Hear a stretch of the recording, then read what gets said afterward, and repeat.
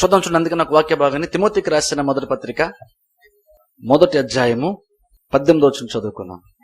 చూడండి 19వ వచనం. అట్టి మనస్సాక్షిని కొందరు త్రోసివేసి చూడండి విశ్వాస విషయమై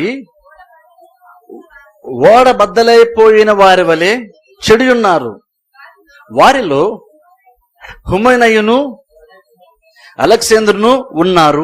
వీరు దూషింపకుండా శిక్షింపబట్టకై వీరిని సాతానుకు అప్పగించితిని. ఇక్కడ చూడండి, పౌలు తిమోతికి రాసి కొన్ని విషయాలు, నువ్వు మాత్రం జాగ్రత్తగా ఉండు, మంచి పోరాటం పోరాడని చెప్తున్నాడు. ఒక యవనస్తుడైనటువంటి బోధకునికి పౌలు చెప్తున్న మాట, నువ్వు పోరాడంటున్నాడు. ఎందుకంటే సేవలో పోరాటము ఉంది, బోధలో పోరాటం ఉంది. అది తిమోతికి పౌలు తన అనుభవాన్ని బట్టి చెప్తూ అక్కడ మాట అన్నాడు. చూడండి 19 వచ్చిన మరలా చదువుతాను. అట్టి మనస్సాక్షిని కొందరు త్రోసివేసి విశ్వాస విషయమై ఓడబద్దలైపోయిన వారి వలె చెడి ఉన్నారు. ఇదే ప్రాముఖ్యం. చూడండి, ఆత్మీయంగా నశించిపోయిన స్థితిలో ఉండటం అంటే ఇదే. ఓడబద్దలైపోయిన స్థితిలో ఉన్నంటే అర్థం ఏంటంటే వాళ్ళు ప్రమాదపు అంచులో వాళ్ళు ఉన్నారు ఆత్మ సంబంధంగా. నేను స్టార్ట్ లో చెప్పాను చూడండి, మనము రక్షణ పొందిన తర్వాత ఒక్కోసారి ఆ రక్షణలో నుండి బయటికి వెళ్ళిపోతాం, ఆ రక్షణలో నుండి బయటికి పోతాం, చెడిపోతాం మనం. ఆ స్థితిని బైబిల్ ఏముంటుందంటే ఎంత భయంకరమైన పరిస్థితి పోలుస్తుంది అంటే ఓడబద్దలైపోయిన పరిస్థితితో పోలుస్తుంది. అందుకని దేవుని దూరం అవటము, రక్షణ పొంది రక్షణలో కొనసాగలేకపోవడం అంటేది ఏదో జస్ట్ మామూలు కార్యం కాదు. ఏదో చిన్న వీక్నెస్ అండి, అందుకేనండి చర్చకి రాలేడండి, ఏదో చిన్న ప్రాబ్లం అండి అందుకనే వాక్యం వినలేడండి అంటే అది చిన్న ప్రాబ్లం కాదు, అది చాలా పెద్ద ప్రాబ్లం. అది దాన్ని పౌలు ఓడబద్దలైపోయిన స్థితితో పోలుస్తున్నాడు. ఆ రోజుల్లో ఓడబద్దలైపోవడం అంటే ఆ రోజుల్లో సముద్రంలో చిన్న చిన్న పడవలు ఉండేవి కాబట్టి పడవ గనక బద్దలైపోతే ఇంక వాళ్ళకి నిరీక్షణే లేదు. సముద్రంలో ఇంక వాళ్ళ ప్రాణాలు కాపాడబడుతున్న గ్యారంటీ వాళ్ళకి లేదు. ఇప్పుడు ఆత్మ సంబంధంగా కూడా కొంతమంది అలాంటి పరిస్థితుల్లో ఉన్నారంట.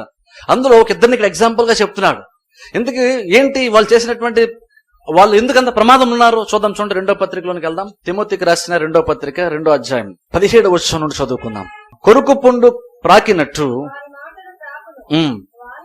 వారిలో చూసారా హుమైనయును ఫిలేతును ఉన్నారు. ఇప్పుడు చూడండి, ఎందాక చూడండి అక్కడ మనం చూస్తున్నాం, చూసారా ఆ వ్యక్తిని, హుమైనైన వ్యక్తిని ఇక్కడ మనం చూస్తున్నాం.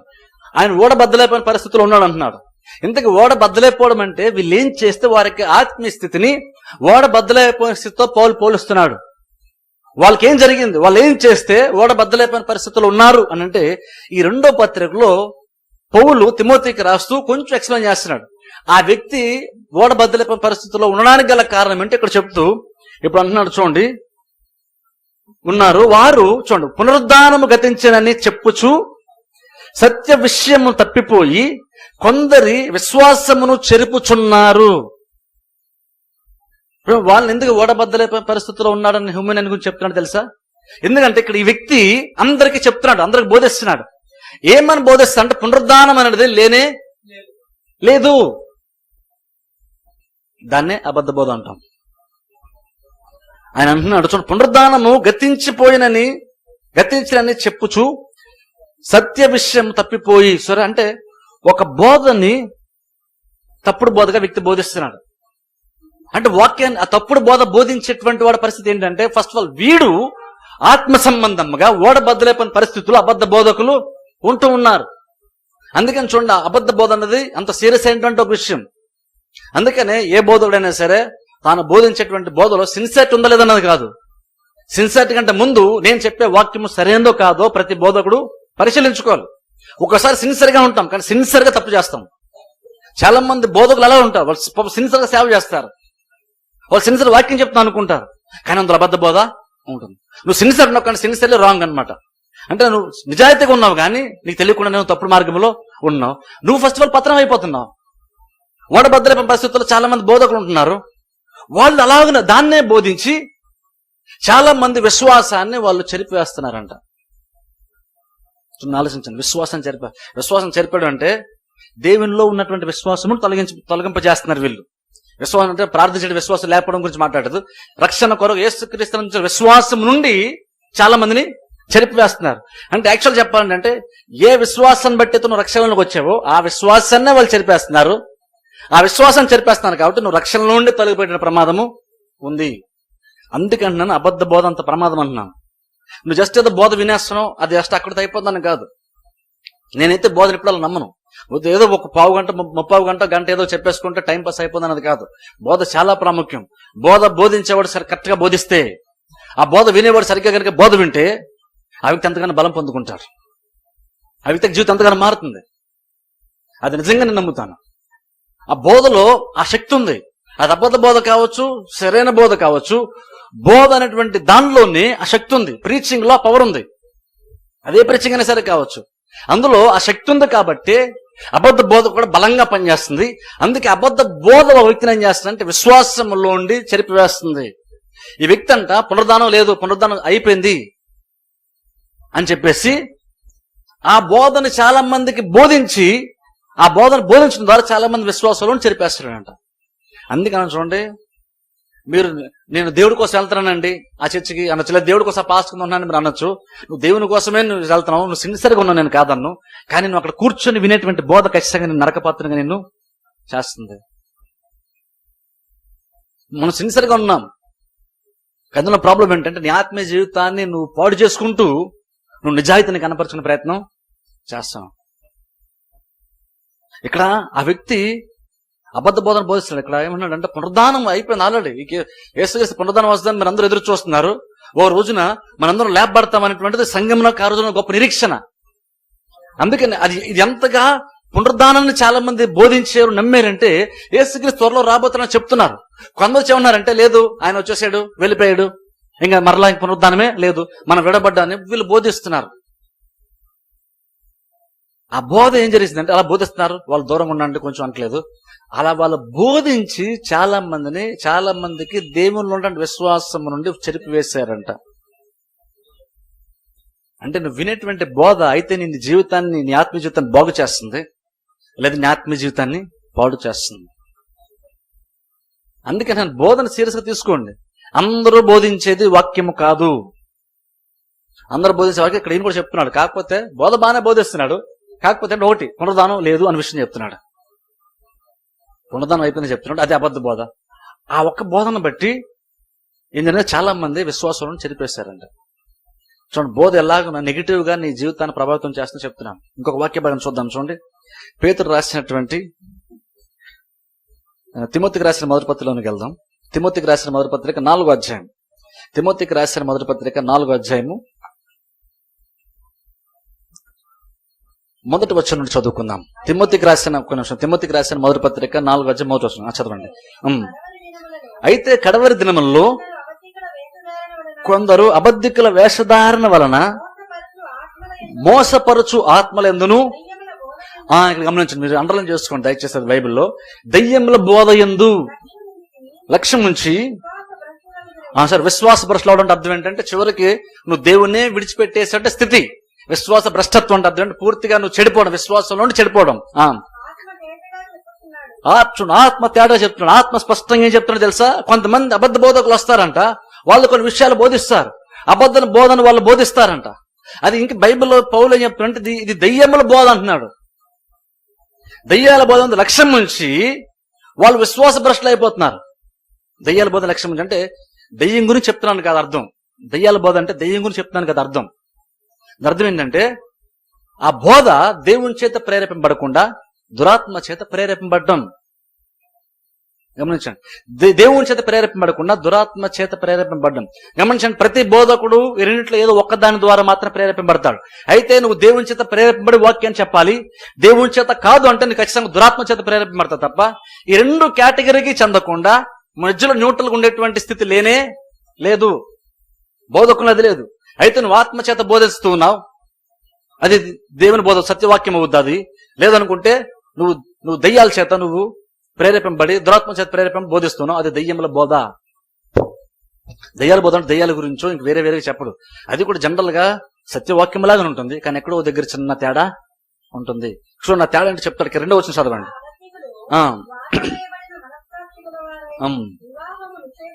సరే, వివాహం నిషేధించచ్చు. చూడండి ఒక్క నిమిషం చూడండి, అబద్ధ బోధలు ఏముందో తెలుసా? అబద్ధ బోధలు ఇక్కడ 2-3 విషయాలు ఎగ్జాంపుల్ చెప్తున్నాడు పౌలు. అబద్ధ బోధ ఏముంది, అది ఎందుకు అబద్ధ బోధ అవుతుందంటే ఇక్కడ బోధించేటువంటి వాళ్ళు అంటే దయ్యాల బోధ అంటున్నాడు. ఎందుకు దయ్యాల బోధ అంటే వాళ్ళు బోధించే బోధలో వాళ్ళు వివాహాన్ని నిషేధిస్తున్నారంట. ఇదేం పెద్ద ఇష్యూ అండి అనుకుంటాం మనం. విశ్వాసం గురించి, ప్రార్థన గురించి అయితే, లేదా ఇంక వేరే లోతైన విషయాలు అయితే, ఆత్మీయ మర్మములు అయితే అది సరైన బోధో లేదా అబద్ధ బోధ మనం చెప్పొచ్చు అనుకుంటాం. కానీ వివాహం అనే సబ్జెక్ట్కి వచ్చేసరికి కూడా అబద్ధ బోధతో పౌలు ఇక్కడ చెప్తున్నాడు. ఎందుకంటే వివాహాన్ని వీళ్ళు నిషేధిస్తున్నారంట. అది కూడా ఒక బోధే ఉంది. తెలుసా మన చుట్టూ విశాఖపట్నంలో కూడా తెలుసు. అది చాలా మంది ఒక డినామినేషన్ ఉంది. వాళ్ళు పెళ్లిళ్ళు చేసుకోరు, పెళ్లిళ్ళు చేసుకునేవారు. ఏమంటారు తెలుసా? పెళ్లిళ్ళు చేసుకోవడం అది గొప్ప స్థితి అనుకుంటారు వాళ్ళు. అది గొప్ప ఆత్మీయ స్థితి అనుకుంటున్నారు. నన్ను విడిచిపెట్టేసాం, మేము అందరిలా కాదు, పెళ్లి చేసుకున్న వాళ్ళకంటే పెళ్లి చేసుకుండా జీవించేటువంటి వాళ్ళు గొప్ప ఆత్మస్థితి అని చాలా మంది అనుకుంటున్నారు. వాళ్ళు ఏం చెప్తున్నారంటే పెళ్లి చేసుకున్నారంటే గొప్ప ఆత్మస్థితి అని వాక్యాన్ని బోధిస్తున్నారు. అది అబద్ధ బోధ. వివాహము నిషేధిస్తున్నారు వీళ్ళు. చిన్న విషయం కదని అంటాం, అది చిన్న విషయమేమి కాదు. వివాహం నిషేధిస్తున్నారు.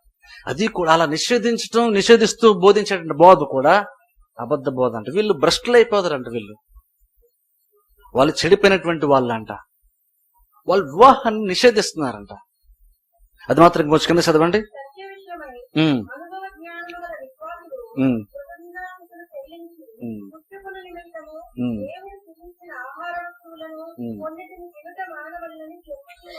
చూడండి, ఇక్కడ వీళ్ళు ఇంకోటి ఏం చెప్తున్నారంటే వివాహాన్ని నిషేధించమని చెప్తున్నారు, వీళ్ళు బోధిస్తున్నారు.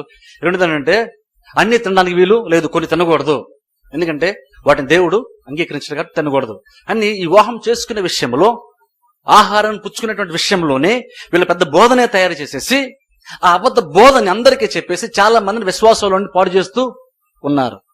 అబద్ధ బోధలు ఏమంటే తెలుసు చూడండి, ఇప్పటికీ చాలా మంది తెలియదు. అది వివాహాన్ని నిషేధిస్తే వాళ్ళు చూస్తారు గొప్ప ఆత్మస్థితి అనుకుంటున్నారు చాలా మంది. వివాహాన్ని నువ్వు నిషేధించిన మాత్రం గొప్ప ఆత్మస్థితి ఏమీ కాదు. ఇవాటి నువ్వు వివాహం అన్ని విషయాలు ఘనమైన బైబిల్ చెప్తుంది.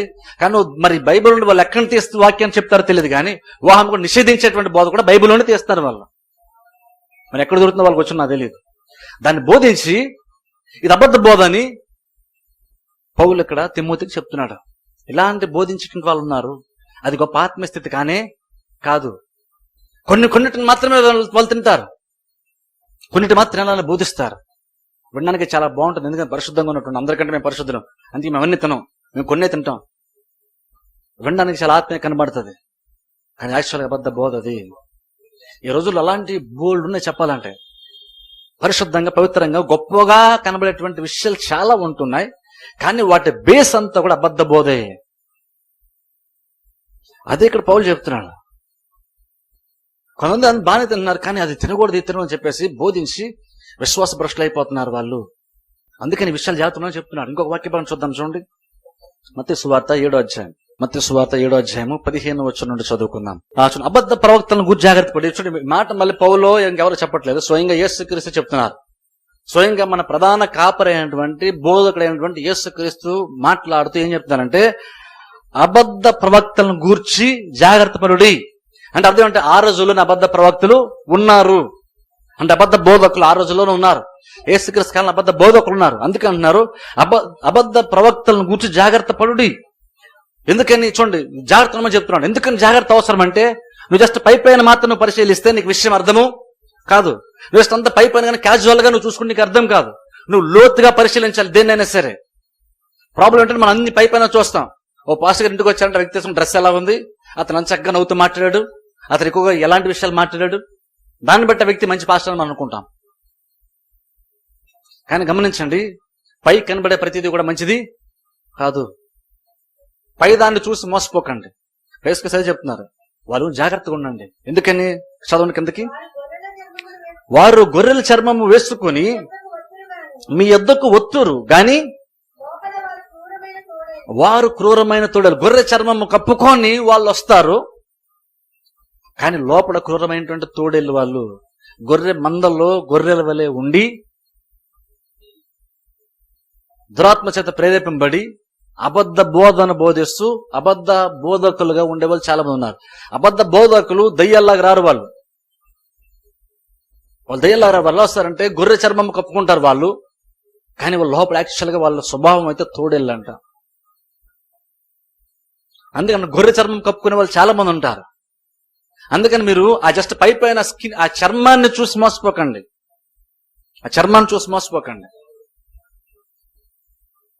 అందుకే చూడండి, నిజంగా ఈ విషయంలో నేను చాలా కష్టంగా ఉంటాను. అందరూ బాగానే బోధిస్తారు, అందరూ మంచి వాళ్ళు అంటారు. నాకు అసలు అది ఎందుకో నా మైండ్లోకి ఎక్కదు. అది నేను పూర్తిగా దానికి వ్యతిరేకంగా నిలబడతాను. ఎందుకంటే అందరూ బోధించేది వాక్యము కాదు, అందరూ చేసేది సేవ కానే కాదు. కొంతమంది గొర్రె చర్మం కప్పుకుంటారు, అంటే నిజమైన పాస్ట్ లాగానే వాళ్ళు వస్తారు. యాక్చువల్ లోపల వారు క్రూరమైనటువంటి తోడేళ్ళు. మన విశ్వాసం అంత అజ్ఞానంగా బ్రతుకుతున్నామంటే ఈ రోజుల్లోని, అంటే పై పైన గొర్రె చర్మాన్ని చూసి గొర్రె కదని అపోహపడుతున్నాం. గొర్రె చర్మం కప్పుకున్న తోడేళ్ళు గొర్రె మందలో తిరుగుతున్నప్పుడు గొర్రెలు గుర్తించలేవు. అది గుర్తించడానికి ఎవరు గుర్తిస్తారు తెలుసా? ఆ గొర్రెల మందను కాసేటువంటి కాపర్ అంటాడు చూసారా, ఆ కాపర మాత్రమే ఏది గొర్రె చర్మము కప్పుకున్నటువంటి తోడేలో కాపర మాత్రమే గుర్తించగలుగుతాడు. అందుకే మీరు ఒక్కోసారి మీరు గుర్తించలేరు నిజమైనటువంటి సేవకుడు ఎవరో, నిజం కాని సేవకుడు ఎవరో మీరు గుర్తించలేరు. ఎందుకంటే వాళ్ళు గొర్రె చర్మం కప్పుకుంటారు. నేను ఎలా కనబడతాను, బహుశా వాళ్ళు అలా కనబడతారు. ఇంకా చెప్పాలంటే ఖచ్చితంగా నాకంటే మంచి వాళ్ళకి కనబడతారు. మీతో చాలా మంచిగా మాట్లాడతారు. నేను మాట్లాడంత రఫ్గా మాట్లాడరు, నేను మాట్లాడంత కఠినంగా మాట్లాడరు. వాళ్ళు చాలా బాగా మాట్లాడతారు. వాళ్ళు మాట్లాడుతుంటే మీకు ఏదైనా చాక్లెట్ తిన్నంత హాయిగా ఉంటుంది. మీకు వాళ్ళు బోధించేటువంటి బోధ మీకు చాలా టేస్ట్గా ఉంటుంది. ఆ షుగర్ కోటెడ్ ప్రీచింగ్స్ చాలా ఉన్నాయి రోజుల్లోని. అంటే పై పైన అంటే పంచదార జల్లినట్లుగా చాక్లెట్ తో కప్పినటువంటి విషపూరితమైన ఆహారాన్ని పెడతారు వాళ్ళు. నువ్వు తింటున్నంతసేపు నువ్వు చాక్లెట్ మాత్రమే తగులుతుంది. చాక్లెట్ కదా లోపలికి వెళ్తుంది, లోపలికి వెళ్ళలేక విషం పనిచేస్తుంది. ఆ పై పైన చాక్లెట్ పడిపోయే వాళ్ళు చాలా మంది ఉన్నారు ఈ రోజుల్లో. ఎందుకంటే ఆ వ్యక్తి మంచిగా చెప్తాడు, అంత అట్రాక్టివ్ గా చెప్తాడు, అంత బాగా చెప్తాడు, అంత శాంతిగా చెప్తాడు. యేసు ప్రభునే చూసేట్టుగా ఉంటాడు ఆయన చూస్తే. అంత చక్కగా కనబడతారు వాళ్ళు, గొర్రె చర్మం కప్పుకున్నటువంటి వాళ్ళు. అలాంటి వాళ్ళతో జాగ్రత్త ఉండమని యేసుక్రీస్తు చెప్తున్నారు. మత్తయి సువార్త 24వ అధ్యాయము 24-25 వచనాలు చదువుకుందాం. చూడండి, అబద్ధపు క్రీస్తులను అబద్ధపు ప్రవక్తలను వచ్చి సాధ్యమైతే ఏర్పరచబడిన వారిని సైతము మోసపరచుటకై గొప్ప సూచక క్రియలను మత్కార్యములను కనపరచుదురు. చాలు, ఇక్కడ చూడండి, మిగిలింది నెక్స్ట్ నేను చెప్తాను. వాళ్ళు కొన్ని అద్భుతాలు కూడా చేస్తారంట. అందుకే చూడండి, ఈ రోజు అద్భుతాలు చేయగానే అద్భుతాలు అనగా పరిగెట్టకండి. ఎందుకంటే అబద్ధ బోధకులు కొంతమంది అద్భుతాలు కూడా చేస్తారని చెప్పారు. అందుకే మీరు టీవీలో అద్భుతం చూసిన ప్రతిసారి, లేదంటే దేవుడు పేరిట స్వస్థలని చెప్పిన ప్రతిసారి అందులో దేవుడు ఉంటాడన్న గ్యారంటీ లేదు. కొంచెం కంగారు ఉంటుంది, కానీ నెక్స్ట్ చెప్తాను, కొంచెం క్లియర్గా అర్థమవుతుంది మీకు. ఇక్కడ యేసుకి స్వయంగా చెప్తున్నారు, వాళ్ళు అద్భుతాలు కూడా చేస్తారు. యేసుకి అద్భుతాలు చేశారు. ఆ స్వయంగా అద్భుతాలు చేసి యేసుకి ఏం చెప్తున్నారు తెలుసా? నేనే కాదు, చాలా మంది అద్భుతాలు చేసే వాళ్ళు కూడా వస్తారు. మీరు జాగ్రత్తగా ఉండండి. వాళ్ళ శక్తివంతంగా వాళ్ళు పనిచేస్తారంటే అవసరమైతే దేవుని చేత ఏర్పరచబడిన వారిని సైతము మోసపరుస్తారంట వాళ్ళు. అంటే దేవుని చాలా ఫేవరెట్ ఉండేటువంటి వాళ్ళు, దేవుని బాగా దగ్గర ఉండేటువంటి వాళ్ళు, అలాంటి వారిని కూడా వాళ్ళు ఈజీగా మోసపరుస్తారంట వీళ్ళు. అబద్ధ బోధకులు వాళ్ళు వచ్చి ఇలాంటి కార్యాలు వాళ్ళు చేస్తారంట. వాళ్ళ అబద్ధ బోధన వాళ్ళు బోధిస్తారు. అవసరమైతే నమ్మించడానికి అద్భుతాలు కూడా చేస్తారంట. అంటే అద్భుతాలు చేసేటువంటి సామర్థ్యత కూడా వాళ్ళకి ఉంటుంది. అద్భుతాలు కేవలం దేవుని చేతనే జరగవు, దురాత్మ చేత కూడా అద్భుతాలు జరుగుతాయి. దాన్ని వచ్చేవారం వాక్యం తీసి నేను చూపిస్తాను వచ్చేవారం. కాబట్టి అద్భుతాలు చూసి అద్భుతాలు జరిగినండి అనకండి. అద్భుతాలు దెయ్యం కూడా చేస్తుంది, సాతాను అద్భుతాలు చేస్తాడు. అద్భుతాలు అన్నవేవి కూడా ఆయన నిజమైన సేవకుడు అనడానికి ప్రూఫ్ కానే కాదు. ఎందుకంటే యేసుకి స్వయంగా చెప్పేస్తున్నారు, వాళ్ళు అవసరమైతే ఏర్పరచబడినటువంటి వారిని మోసం చేయడానికి అవసరమైతే వాళ్ళు సూచక్రియలు అద్భుతాలు కూడా చేస్తారు. అద్భుతం జరిగినప్పుడు అందరూ హల్లెలూయా స్తోత్రాలు చెప్తారు, కానీ అది అబద్ధ బోధకులు. వాళ్ళ విషయమై జాగ్రత్తగా ఉండండి అంటున్నారు. ఇది చూడండి, అందుకని యేసుక్రీస్తు ఎందుకని ఇంతలా మాట్లాడుతున్నారు? అందరినీ కలుపుకుని వెళ్ళొచ్చు కదా యేసుక్రీస్తు. ప్రేమ స్వరూపి, మనకు తెలుసా విషయం. మరి ప్రేమ స్వరూపి అంటే యేసుక్రీస్తు శాంతిని నెలకొల్పడానికి వచ్చని చెప్పిన యేసుక్రీస్తు ఎందుకని బోధ విషయానికి వచ్చారు మాత్రం ఖచ్చితంగా అబద్ధ బోధ ఉందని, అబద్ధ బోధ ఒకటి చెప్తున్నారు. ఇప్పుడు ఆలోచించారు మీరు? ఒకరినొకరు ప్రేమ కలిగి ఉండడం కంటే, ఒకరినొకరు ఐక్యత కలిగి ఉండడం కంటే బోధ విషయంలో కట్టుకోవడం ముందు ప్రాముఖ్యం. నేను ఎవరితో కలుస్తానంటే ఎవరి పడితే వాళ్ళతో కలను. ప్రేమ అని పై పని చెప్పుకుని తిరిగి వాళ్ళతో కలను. ఎవరితో కలుస్తానంటే నన్ను కలపాల్సింది పై పని ప్రేమ కదా, నన్ను కలపాల్సింది ఆ బోధ కరెక్ట్ అయితే, ఆ బోధ నా బోధ ఒకటైతే, అది సరైన బోధ అయితే ఆ బోధ నన్ను వాళ్ళని కలుపుతుంది. కానీ ఆ బోధను పక్కన పెట్టి ఉండేటువంటి ప్రేమ కానే కాదు. అన్న చూడండి, అందుకని కొన్ని విషయాలు నాకు ఎట్లా ఉంటాను. ఎందుకంటే నా ఫస్ట్ ప్రయారిటీ మీతో మంచి పేరు సంపాదించుకోవడం కాదు, మీ అందరిని కలుపుకుని వెళ్ళడం అంతకంటే కాదు, మీతో ప్రేమ ఉండడం కూడా కాదు. మీతో ప్రేమ ఉండడమే పరిచర్య సేవకునికి ముఖ్య ఉద్దేశం అయితే యేసు అందరినీ కలుపుకుని వెళ్ళాలి. కానీ యేసుక్రీస్తు అందరినీ కలుపుకొని వెళ్ళలేదు. అలాగే ఆయనకి ప్రేమ లేదా? ఆయన ప్రేమ స్వరూపి. కానీ ప్రేమ ఉండాలి కరెక్టే, కానీ బోధ విషయానికి వచ్చేసరికి, నీ ఆత్మీయ జీవితాన్ని పాడు చేసేటువంటి దాని విషయానికి వచ్చేసరికి నువ్వు కఠినంగానే నిలబడాలి. అక్కడ ప్రేమ గురించి మాట్లాడకూడదు. అందుకే నేను బోధకుల గురించి, బోధ గురించి నేను ఇలా కఠినంగా మాట్లాడతాను. అబద్ధ బోధ ఉన్నారంటాను. అలాగే నేనే పర్ఫెక్ట్, మిగిలిన అందరూ కూడా చెడ్డవాళ్ళని చెప్పట్లేదు. ఎక్కువ మంది చెడ్డవాళ్ళు ఉన్నారని నేను చెప్తున్నాను. ఎందుకంటే యేసుక్రీస్తు మాట్లాడారు, పౌలు తిమోతితో మాట్లాడాడు, ఇంకా పౌలు చాలా అపోస్తలుల గారిని పౌలు మాట్లాడతాడు, ఓల్డ్ టెస్టమెంట్ లో దేవుడు సైతం మాట్లాడాడు అబద్ధ బోధ గురించి. ఈ రోజు ఎందుకని చాలా మంది అబద్ధ బోధ గురించి చెప్పరు? మన ఎంతసేపు ఏంటంటే బయట నుంచి సంఘానికి వ్యతిరేకంగా నిలబడే శక్తుల గురించి మాట్లాడుతున్నాం, కానీ సంఘంలోనే గొర్రె చర్మం కప్పుకొని సంఘాన్ని పాడు చేసినటువంటి వ్యతిరేకత గురించి మనం ఎవరు కూడా మాట్లాడడం. ఎందుకంటే సంఘంలో ఏ ప్రమాదమే లేదనుకుంటున్నాం, కానీ నిజంగా ఏది ప్రమాదం తెలుసు? సంఘం బయట నుంచి వచ్చేటువంటి ప్రమాదం కంటే సంఘములోంచి వచ్చేటువంటి ప్రమాదమే సంఘాన్ని ఎక్కువగా పాడు చేస్తుంది. బయట వచ్చేదాన్ని ఈజీగా మనం హ్యాండిల్ చేయగలుగుతాం. బయట వ్యక్తి కనుక మన మీద ఏదన్నా ప్రమాదం తీసుకొస్తుంటే కొంచెం తీసుకుని అందరం కలిసి ప్రార్థన చేస్తాం, బాగానే ఉంటాం. కానీ ఇందులోంచి ఒక గొర్రె కనుక గొర్రె చర్మం కప్పుకొని తోడలేసింది అనుకోండి, వాడు వేరే బోధ బోధిస్తాడు అనుకోండి, మనం కూడా మనం బిలీవర్లా చూస్తాం. గుడ్డితనంతో ప్రేమ కలిగి ఉండాలండి, వదిలేద్దాలండి, అవన్నీ పట్టుకోద్దండి, ప్రేమ కలిగి ఉందామండి. బోధ విషయానికి వచ్చేసరికి ప్రేమ పనికిరాదు. బోధ విషయానికి వస్తే ప్రేమ పనికిరాదు. ఎందుకంటే యేసుక్రీస్తు స్వయంగా వ్యతిరేకంగా నిలబడి అబద్ధ బోధకుల గురించి వ్యతిరేకంగా కఠినంగా మాట్లాడుతున్నారు. వాళ్ళతో జాగ్రత్త ఉండని చెప్తున్నారు. వాళ్ళు గొర్రె చర్మం కప్పుకున్నటువంటి తోడేళ్ళు, చాలా కఠినమైన మాట తెలుసా? ఆ రోజు గొర్రెల కాపర్లు ఎక్కువ మంది ఉంటారు. వాళ్ళకి బద్ధ శత్రువు ఏంటంటే తోడేళ్లే. ఆ అబద్ధ బోధకులు యేసుక్రీస్తు తోడేళ్ళతో పోలుస్తున్నారు. వాళ్ళు గొర్రె చర్మం కప్పుకుంటారని చెప్తున్నారు. అందుకని నువ్వు పైపైన చూస్తే నీకు అర్థం కాదు. నేను 2-3 వారాలు 4 వారాలు బోధించేటువంటి వాక్యాన్ని వింటేనే నిజమైన బోధకులు ఎవరు, అబద్ధ బోధకులు ఎవరు మీకు అర్థమవుతుంది. ఈ ఒక్క ప్రసంగం మీకు అర్థం కాదు. నేను బోధించే 3-4 వారాలు బోధించే బోధ అంతా మీరు వింటేనే నిజమైన బోధ ఏంటో, నిజమైన బోధకులు ఏంటో, నిజమైన సేవకుడు ఎవరో, అబద్ధ సేవకుడు ఎవరో మీకు అప్పుడే తెలుస్తుంది. ఎందుకంటే వాళ్ళు గొర్రె చర్మం కప్పుకుంటారు. అది వాక్యం నీకు బయలుపరిస్తే తప్ప నీకు నువ్వుగా గొర్రె చర్మం కప్పుకున్న తోడేళ్ళని నువ్వు గ్రహించలేవు. వాక్యం నీకు జ్ఞానం ఇస్తే తప్ప నీకు అది తెలియదు, నువ్వు దాన్ని గ్రహించలేవు. అందుకని చూడండి, వాక్య భాగం చూద్దాం. చివరిగా 2 వాక్య భాగం. అపోస్తల కార్యము 20వ అధ్యాయం 29వ వచనం నేను చదువుతాను, దయచేసి బైబిల్ ఫోన్. అపోస్తల కార్యము 20వ అధ్యాయము 29వ వచనం నుండి నేను చదువుతాను. పౌలు ఇక్కడ చెప్తున్నాడు, ఆయన వెళ్ళిపోవడం గురించి మాట్లాడుతూ పౌలు ఇక్కడ ఏం చెప్తున్నాడంటే చూడండి, 29వ వచనం, అపోస్తల కార్యము 20వ అధ్యాయం 29వ వచనం. నేను వెళ్ళిపోయిన తరువాత క్రూరమైన తోడేళ్లు మీలో ప్రవేశించునని నాకు తెలియను.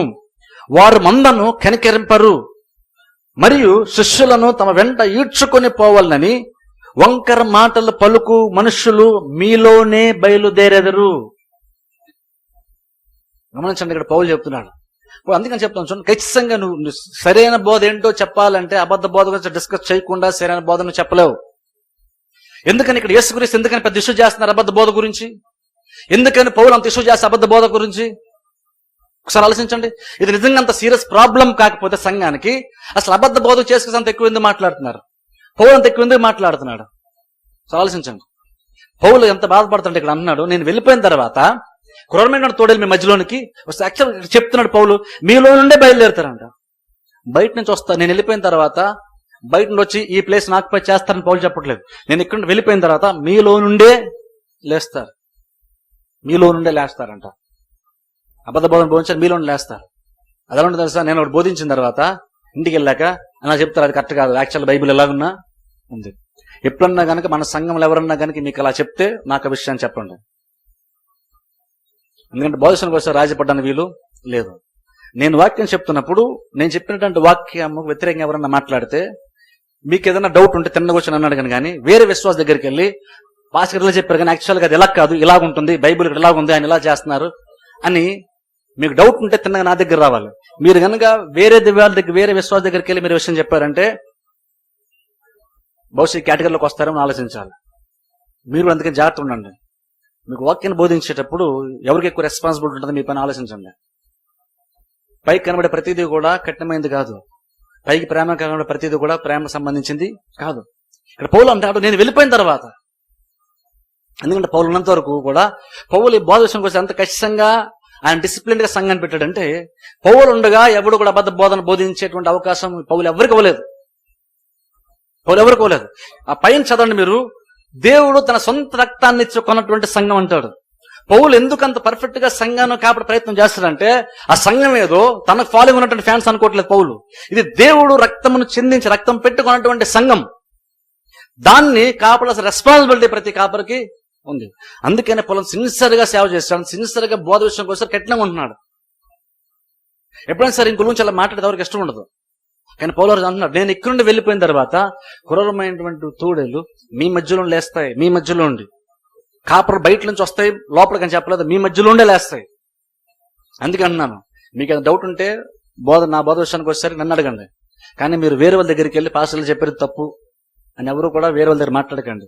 ఇప్పుడే చెప్తున్నాను. అలాగని ఎవరిని వచ్చి కనుక మీకు అలా చెప్తే, మంచి వచ్చి ఎవరిని వచ్చి చెప్తే వెంటనే మీరు వచ్చి నాకు చెప్పండి. ఎందుకంటే మీరు కనుక అలా ఫాలో అయ్యారు అనుకోండి, చివరికి మీరే భ్రష్టులు అయిపోతారు. పౌలు అన్నాడు, నేను వెళ్ళిపోయిన తర్వాత క్రూరమైనటువంటి తోడేళ్ళు మీ మధ్యలోనే లేస్తాయి. వాళ్ళు మందన్ని కనికరింపరు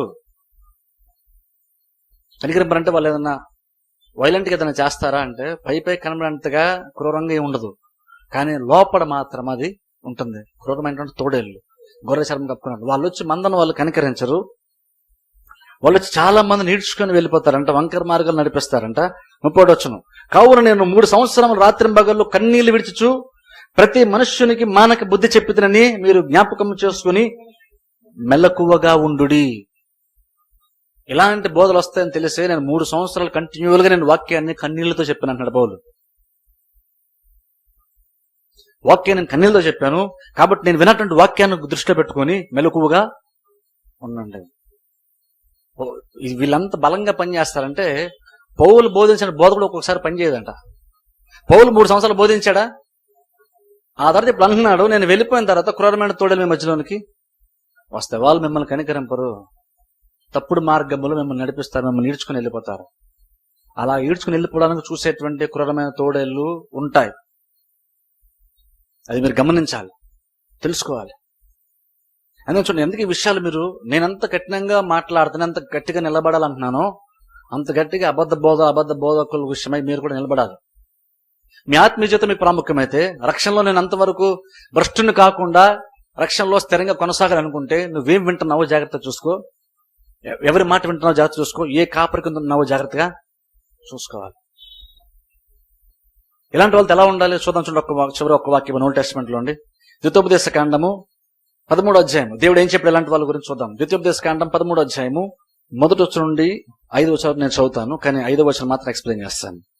మీరందరూ బైబిల్లో ఫాలో. ద్వితోపదేశ కాండం 13వ అధ్యాయము 1వ వచనం నుండి, ప్రవక్తయే గాని కళ్ళు కనువాడే గాని మీ మధ్య లేచి మీ ఎదుట సూచక్రియలైనను మత్కార్యములైనను చేసి నీవు ఎరుగని ఇతర దేవతలను అనుసరించి పూజింతుము రమ్మని చెప్పినడలా అతడు నీతో చెప్పిన సూచక క్రియ గాని మత్కార్యము గాని సంభవించునను ఆ ప్రవక్త మాటలను కనువాని మాటలను వినకూడదు. ఏలయనగా మీరు మీ దేవుడైన యెహోవాను మీ పూర్ణ హృదయముతోను మీ పూర్ణ ఆత్మతోనూ ప్రేమించుచున్నారు లేదో తెలుసుకుంటకై నీ దేవుడైన యెహోవా మిమ్మల్ని పరీక్షించుచున్నాడు. మీరు మీ దేవుడైన యెహోవాకు లోబడి ఆయనకే భయపడి ఆయన ఆజ్ఞ అనుసరించి ఆయన మాట విని ఆయనను సేవించి ఆయనను హత్తుకొని ఉండవలను. నీవు నడవలనని నీ దేవుడైన యెహోవా నీకు ఆజ్ఞాపించిన మార్గములో నుండి నిన్ను తొలగించున్నట్లు ఐగుప్తు దేశములో నుండి మిమ్మును రప్పించి దాస్య గృహములో నుండి మిమ్మును విడిపించిన మీ దేవుడైన యెహోవా మీద తిరుగుబాటు చేయుటకు మిమ్మును ప్రేరేపించను గనుక ఆ ప్రవక్తకేమి ఆ కళ్ళు కనువానికేమి మరణశిక్ష విధింపవలను.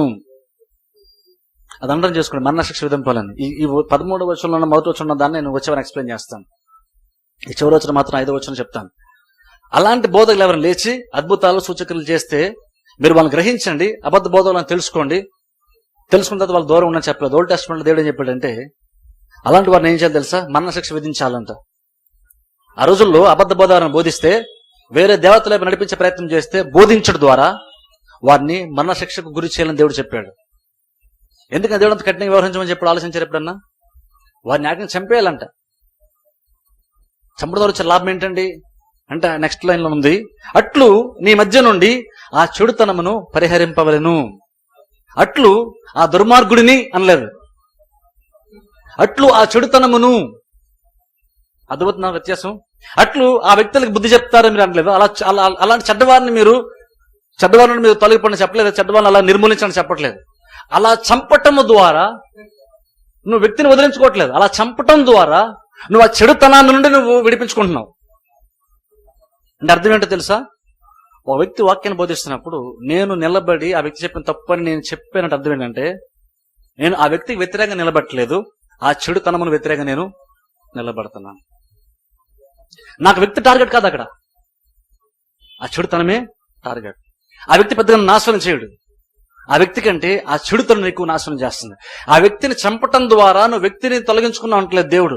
ఆ వ్యక్తిని చంపటం ద్వారా నువ్వు ఆ చెడుతనాన్ని తీసేస్తున్నావు. అందుకని నేను కొంతమంది వ్యక్తుల గురించి మాట్లాడుతాను, అబద్ధ బోధ గురించి మాట్లాడుతున్నప్పుడు వీలైతే కొంతమంది పేర్లు కూడా చెప్పేస్తాను. ఈసారి మన ఆంధ్రప్రదేశ్లో ఉన్నటువంటి కొంతమంది బోధల గురించి కూడా మాట్లాడతాను వీలైతే, అప్పుడు చెప్పాలనిపిస్తే చెప్తాను. ఎందుకంటే చాలా సీరియస్ అయిన విషయం. ఎందుకంటే ఇది నువ్వు అలా చేయటం ద్వారా నువ్వు ఆ చెడుతనం నుండి నువ్వు తీసేస్తున్నావు. నీ సమాజంలో చెడుతనం లేకుండా ఒక బోధకు నువ్వు నిర్మూలన చేస్తే ఆ చెడుతనము మీ మధ్యలో లేకుండా నువ్వు తప్పించుకుంటున్నావు, కాపాడుకుంటున్నావు. అర్థం అక్కడ యేసుక్రీస్తు దేవుడు చంపమని చెప్పింది కూడా వ్యక్తిని శిక్షించడానికి కాదు, ఆ చెడుతనము నుండి నీవు తప్పించుకోవడానికి. అబద్ధ బోధకులు దూరంగా ఉండండి, అలాంటి వారి ఇంటికి రానివ్వద్దని చెప్తున్నప్పుడు అర్థం అంటే ఆ వ్యక్తులపైన ఆ వ్యక్తిని మీరు ఆ వ్యక్తిని ద్వేషించండి అని నేను చెప్పట్లేదు. ఆ వ్యక్తి కంటే బలమైనటువంటిది ఆ వ్యక్తిలో ఉంది, మీరు దాన్ని చూడండి అంటున్నాను నేను.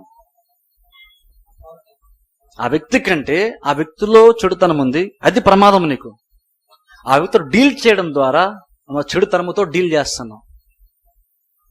అందుకని అక్కడ యేసుక్రీస్తు కఠినంగా మాట్లాడినప్పుడు కానీ పౌలు కఠినంగా మాట్లాడినా సరే, యేసుక్రీస్తు కానీ పౌలు కానీ వీళ్ళందరూ కూడా ఆ వ్యక్తులకు వ్యతిరేకం కాదు. పౌలు నిజమైన బోధకులు వీళ్ళని చెప్తున్నప్పుడు వేరే పాస్టర్ని కించపరుస్తున్నాడు కాదు, వేరే పాస్టర్ గురించి చెప్పగా మాట్లాడుతున్నాడు కాదు అర్థం. ఆ చెడుతనము గురించి మాట్లాడుతున్నాడు. వాళ్ళ విషయమే జాగ్రత్తను చెప్తున్నప్పుడు ఆ చెడుతనం నుండి జాగ్రత్తను చెప్తున్నాడు. ఎందుకంటే ఆ చెడుతనం ఖచ్చితంగా పాడు చేస్తుంది. అందుకని చూడండి, అందుకని బోధించే ప్రతి బోధ వాక్యానుసారమైందని కాదు, బోధించే ప్రతి బోధకుడు కూడా దేవుని చేత ఏర్పాటు చేయబడిన వాడని కాదు. వాళ్ళకు ఒకసారి కొన్ని అద్భుతాలు కూడా చేస్తారంట. అది నేను వచ్చేవారం చెప్తాను. అద్భుతాలు కూడా చేసి నమ్మించే ప్రయత్నం చేస్తారు. కానీ ఏది నకిలియో ఏది నిజమో తెలుసుకోవాలంటే మీకు కనీస వాక్య జ్ఞానం ఉండాలి. కనీస వాక్య జ్ఞానం లేకపోతే ఏది నిజమో ఏది అబద్ధమో మీకు కూడా తెలియదు. కనీస వాక్య జ్ఞానం ఉండాలి. అందుకని ఎప్పుడు చెప్తాను చూసారు, మీరు చర్చకు వస్తానంటే ఈ చర్చ ఇంటి దగ్గరలో ఉంది కదా చర్చకి రాకండి. ఏది సరైన చర్చో చూసుకుని ఆ చర్చకి వెళ్ళాలని. ఇది సరైనది కాదనుకుంటే మీరు వెళ్ళిపోవచ్చు ఈజీగానే. ఇక్కడ రావడానికి రూల్స్ కానీ వెళ్ళిపోవడానికి రూల్సే ఉండవు. వెళ్ళిపోయి మనం సాక్ష్యం చెప్పమని కూడా ఎవరు కట్టడి చేయరు. ఈజీగా వెళ్ళిపోవాలనుకుంటే.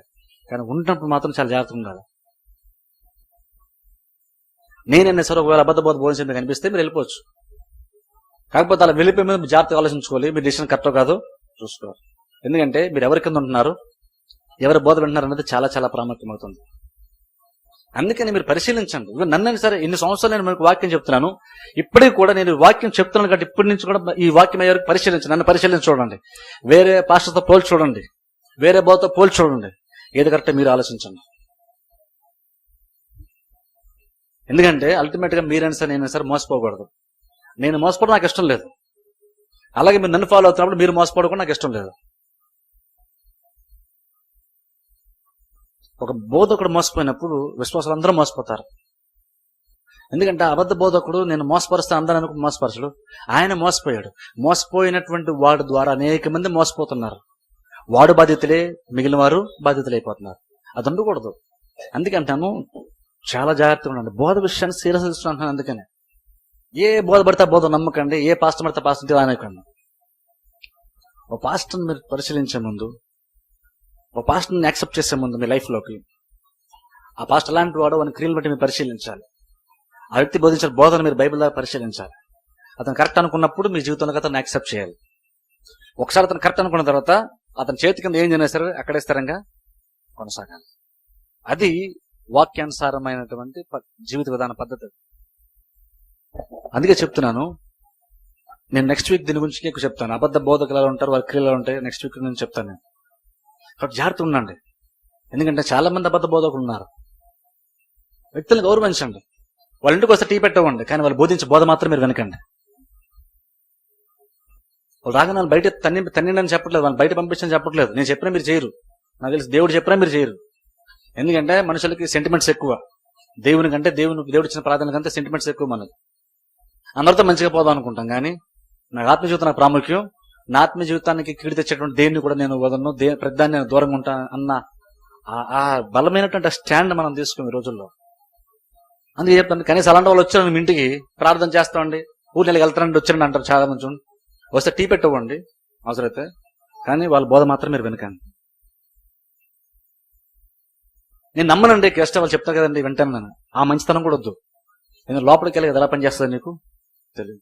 వాళ్ళు బోధించే బోధ కరెక్ట్ అంటేనే వినండి, బోధ కరెక్ట్ కాకపోతే వినకండి. అలాంటి విషయాల్లో మొహమాట పడకండి. ఎందుకంటే బోధకుడు అన్నవాడు అయితే నీ జీవితాన్ని కడతాడు, లేదా నీ జీవితాన్ని వాడు చేస్తాడు. అందుకే అంటున్నాను, అందరూ గొర్రెలు కాదు, గొర్రె చర్మం కప్పుకున్న తోడేళ్లు కూడా సంచరిస్తున్నాయి. వాటి విషయమై అలాంటి బోధ విషయమై జాగ్రత్తగా ఉండండి. నీ రక్షణ నీకు ప్రాముఖ్యమైతే, నువ్వు చివరకు దేవుని నమ్మకం కొనసాగటం నీకు ప్రాముఖ్యమైతే, నువ్వెవరు నమ్ముతున్నావో, ఎవరు వెనకాల వెళ్తున్నావో, ఎవరు బోధ వింటున్నాము, ఎవరు చేతుకున్నాం అన్నది చాలా చాలా ప్రాముఖ్యం. ఆ విషయాల్లో మీరు చాలా జాగ్రత్తగా ఉండండి, సెలెక్టివ్ గా ఉండాలి. ఊరినది క్యాజువల్ గా ఉండకూడదు. జాగ్రత్త ఉండమని దేవుడు చెప్పిన తర్వాత ఇంకా నిర్లక్ష్యంగా ఉండకండి. మన చివరి దినాల్లో ఉంటున్నాం మనం. చాలా మంది బయలుదేరుతున్నారు, చాలా మంది వస్తున్నారు, టీవీలో వస్తున్నారు. టీవీలో వచ్చేది చెప్పాల్సిన పని లేదు, మన పర్మిషన్ లేకుండా మన ఇంట్లోకి వచ్చేస్తారు టీవీలోకి వస్తే.